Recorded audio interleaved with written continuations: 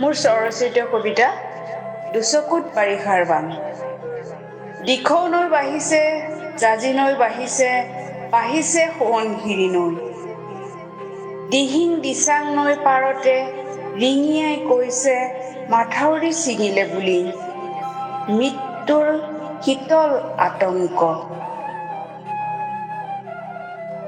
অসমীয়াই বুকুত শ্বাসৰুদ্ধৰ পৰিৱেশ, মহাপ্ৰলয়, মহাপ্লাৱন, সাগৰ সদৃশ হ'ল।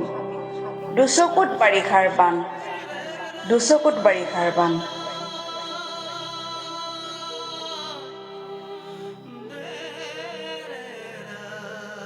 আপোন গাঁওখনি ঠিকনাবিহীন, চিন-চাপ নাইকিয়া হ'ল।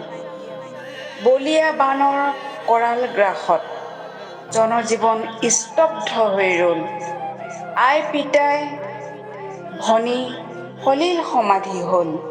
দুচকুত বাৰিষাৰ বান, দুচকুত বাৰিষাৰ বান।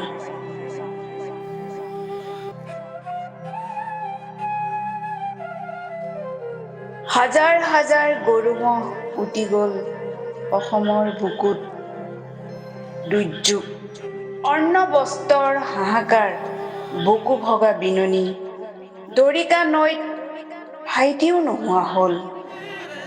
শালি ধানৰ গুটি ভঁৰালটো ঢৌৱে ধুৱাই নিলে।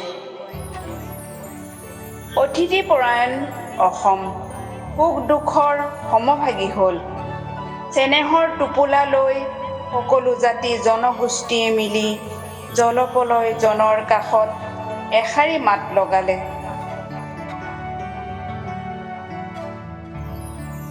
বলিউডৰ যশস্বী সকলে আহি অসহায় জনক সহায়ৰ হাত আগবঢ়ালে।